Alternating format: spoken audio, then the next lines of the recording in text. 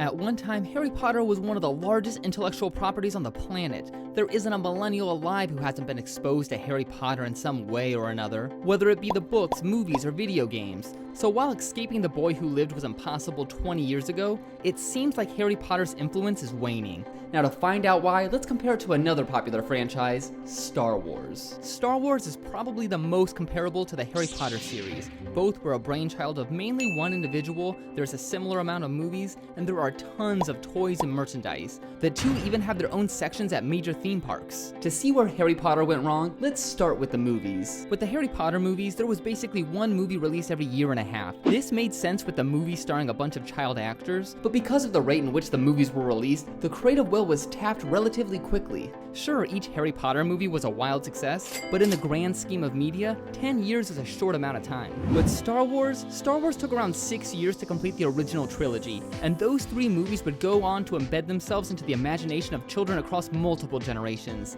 Even now, with the advancement of CGI and other graphics, kids still flock to the original trilogy.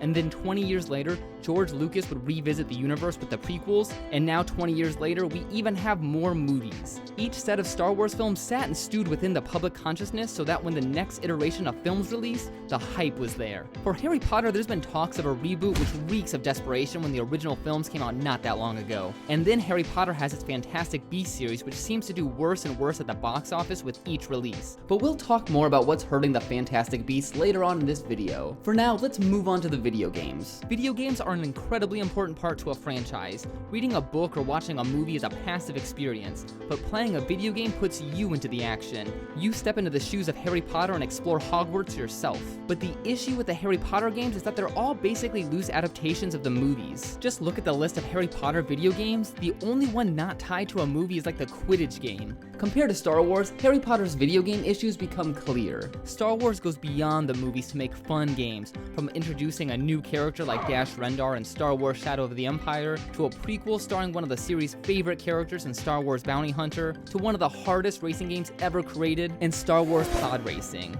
And we can go on and on about the hundreds of amazing and not so amazing Star Wars games that don't use the movie as the main template. But what those Star Wars games do is expand the universe. Why can't Harry Potter do the same? There has to be tons of stories and unique characters that can be used in the Harry Potter universe that could make for a great game. But no, we just get Lego Harry Potter. Sure, Hogwarts Legacy is coming soon, but that just might be too little too late. And that brings us to Harry Potter's next issue, the lack of universe expansion. The majority of the books follow Harry Potter in the third person limited, meaning Harry himself gets practically all the attention. This limits other characters getting screen time, which causes 2 problems. First, it makes it harder for fans to obsess over other characters outside of Harry's main crew, and 2, it limits the other characters' development. With Star Wars, every single background or one-off character seems to have its own line of toys and extensive background. Granted, it gets a little over the top when Lobot gets his own toy, but it gives writers so much material to work with when crafting new TV shows, books, video games, or whatever. It might be one of the reasons we've never had a spin-off show starring house elves or a comic book series that focuses on one of the other schools. The lore just isn't there,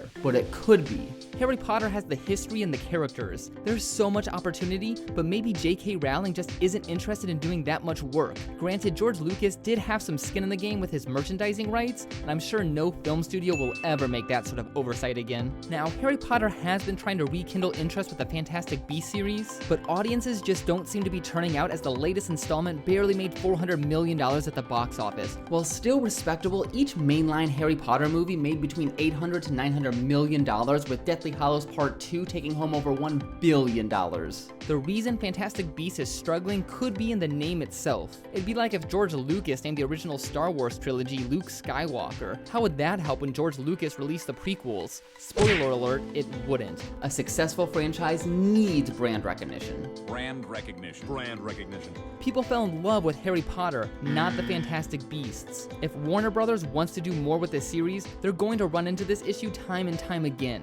And finally, it's impossible to talk about the Harry Potter series without mentioning the creator and the controversy surrounding her. Regardless how you feel about what J.K. Rowling said, you can't deny the hurt she caused. Die-hard fans felt betrayed that the person who created one of their favorite series basically denied their existence. It'd be like George Lucas calling his fandom useless fat nerds. Sure, some people may agree, popularity, but it won't do him any favors. The transphobia that J.K. Rowling is accused of may be the final nail in the coffin of the Harry Potter series. For a series to stay relevant for decades, the next generation needs to be enthusiastically introduced to the content. But how many parents will still feel comfortable showing their kids Harry Potter? Especially when it comes to Generation Z that takes trans rights incredibly seriously. Without Generation Z's endorsement, Harry Potter is doomed. They are the gatekeepers and the target demographic for new media. Harry Potter's main saving grace is its merchandise with the ability to basically sell the same thing like 4 times. You want a Harry Potter scarf? There's one for Ravenclaw, Hufflepuff, Gryffindor, Slytherin.